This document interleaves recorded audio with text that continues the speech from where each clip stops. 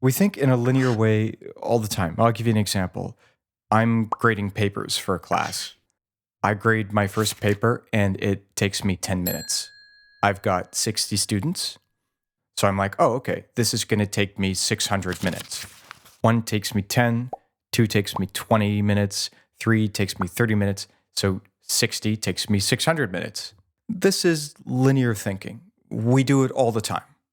And as you can imagine, it's a pretty useful way of extrapolating from one thing to another.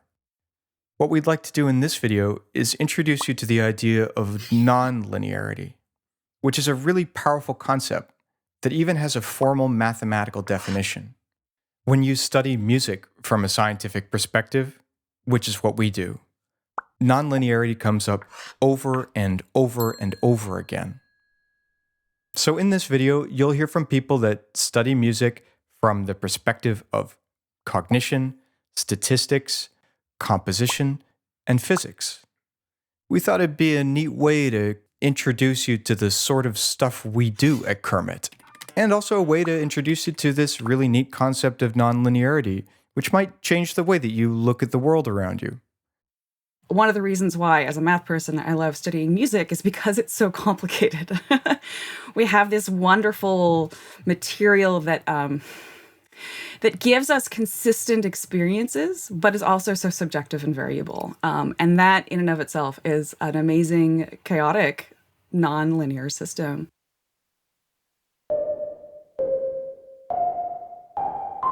Nonlinearities are all over music.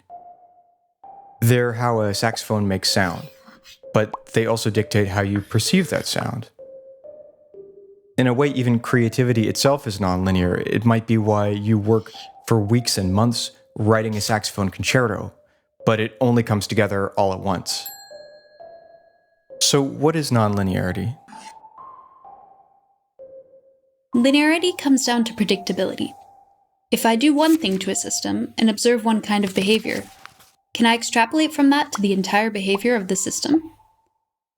We can explain some of this predictability issue with a metaphor. Consider an elevator in a 2-floor building that can only hold 10 people. If 2 people come out of this elevator, then I can assume that there were only 2 people waiting for that elevator downstairs. But if there are 10 people coming out of that elevator, I don't know if there were 10, 11, or even 100 people waiting for that elevator downstairs. If this was a linear system, as we observe the output growing, in this case, the number of people leaving the elevator, we can assume a proportional growth in the input, the number of people waiting for the elevator. But in this case, we never know if there are more than 10 people waiting downstairs. Our reaction to music is kind of like this elevator. What you get out is not so clear from what you put in. Let's say you have a little black box, some unknown process that takes in something and spits out something. This happens all the time in science. Like in my lab, that little black box could be you, the participant. The input would be music, say of a certain loudness, and the output might be how excited you are to hear it. Let's say we play you music and you're kind of okay excited about it. Then we play you louder music and you get more excited, and louder music and you get even more excited. If this was a linear system, it would be fair to say that, okay, more loud means more exciting, less loud means less exciting. So if we play you something really quiet, it should be really boring. I thought, music theory had given me the intuition that you put music thing and you get feelings out, or like you get ideas out, and that there was this very straightforward kind of process. And as I started looking at people's genuine real-time responses, I saw, wait, no, there's a huge diversity here. And that diversity does not match the intuitions, and in particular, the sort of like the systematic approach that I was applying when I was trying to make sense of, the harmonic qualities of some kind of piece or studying motivic return or form. And the first time I thought about it was when I was trying to describe what happens when you're listening to some minimalist music like Steve Reich's music, where you start hearing something that's not there, but the product of two dephasing elements, loops that are moving along, you start hearing an extra third melody.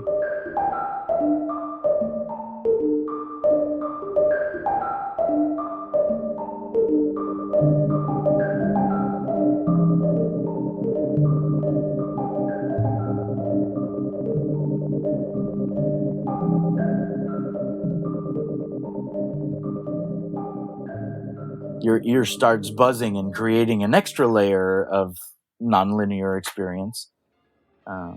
I did that again in another piece, which was a percussion piece, where there was this whole crotale solo, play as loud as you want, with an indication to the percussionist, put in earplugs.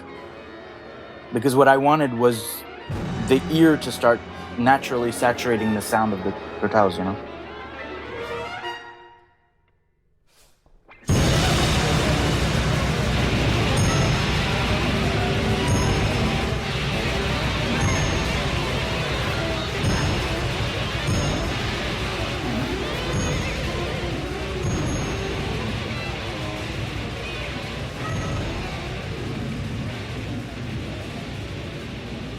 So we've talked about how nonlinearity can kind of squish things, like in an elevator that can only hold 10 people, but also like in Joshua's composition, where you can only hear so much stuff and the ear starts to saturate. There's also this property of nonlinearity where two things can come together and end up being more than the sum of their parts, like where you have two simple melodies and a third one just seems to emerge out of nowhere. That might seem fanciful, this idea of something kind of emerging out of other things. But it's tied to a real mathematical property that's really important for how we make sound by bowing or by blowing into things. For example, when we try to play the violin, what we gave is the constant bowing force. What we got, the string vibrates at a certain frequency. We didn't bow at that specific frequency. For example, we didn't bow for 40 hertz for 40 times per second. We only bowed once and down, up. Same thing here. We didn't use our tongue to vibrate the rate like 220 hertz. But we only, provide a constant blowing pressure. And then the rate will vibrate at a certain frequency determined by the pipes. And that's why it's important, because without the nonlinearity, there will be no sound. It's only the blowing. It's DC signals, no sound. Yeah.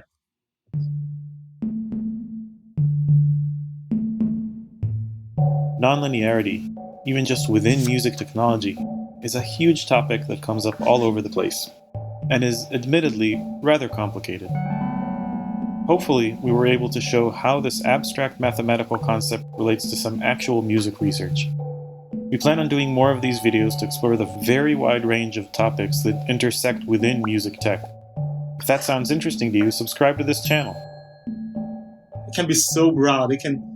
Once it involves music inside, it can combine to whatever the methodologies from different fields. But that's the beauty of music technology. So many possibilities. If you're curious about any of the research or people we've shown in this video, please take a look at the description below for links for more information about them. This video was produced at CIR-MMT, which is the Center for Interdisciplinary Research in Music, Media, and Technology. We like to pronounce it Kermit. To learn more about Kermit, please visit our website, linked in the description. Some of the research presented in this video, as well as the video itself, were made possible by funding from these agencies.